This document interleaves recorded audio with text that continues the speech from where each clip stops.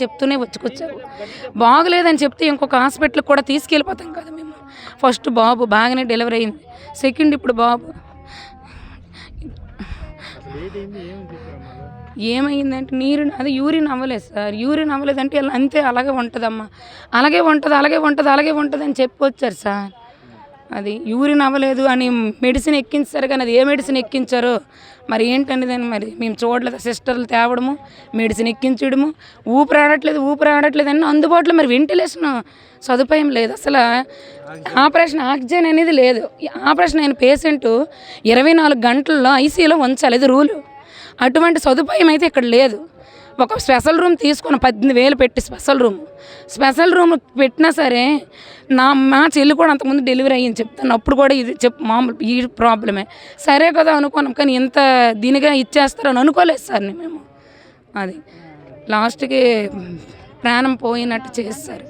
డాక్టర్ల యొక్క నిర్లక్ష్యము, ఇక్కడ స్టాఫ్ యొక్క నిర్లక్ష్యం వల్లే ఇలా జరిగిందని నేను చెప్తాను సార్. అదే మాకైతే అంటే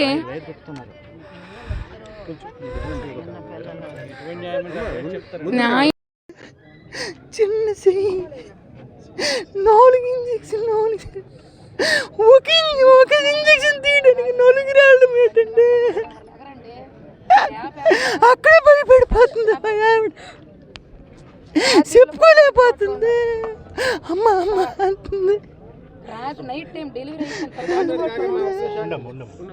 అలాగైపోయిందండి, నా జీవితం పోయింది.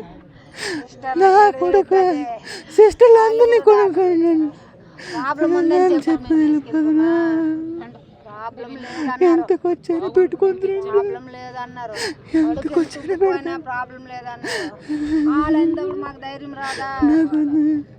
అంటే 3.5 కేజీలు వెయిట్ బేబీ పుట్టింది అంటే ఆ మదరు ఎంత హెల్తీగా ఉంటారు?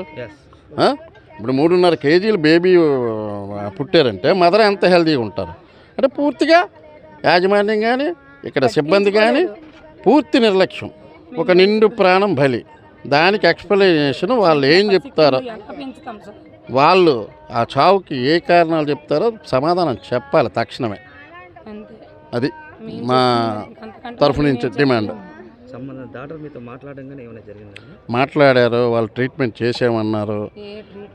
ఏంటి అంటే ఇక్కడ ఉన్నటువంటి వాళ్ళకు ఆ పేషెంట్ పరిధిలో ఉన్నటువంటి వాళ్ళు రెస్పాండ్ అవ్వలేదు. అంటే వాళ్ళు చెప్పినప్పటికీ కూడా కడుపు అంటే స్టమక్ పొంగిపోయింది. అంటే ఇప్పుడు ప్రెగ్నెంట్ లాగా ఉంది.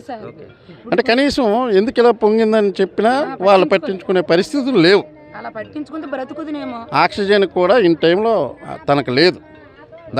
దాని పరిణామమే ఈరోజు ఒక ప్రాణం బలైంది.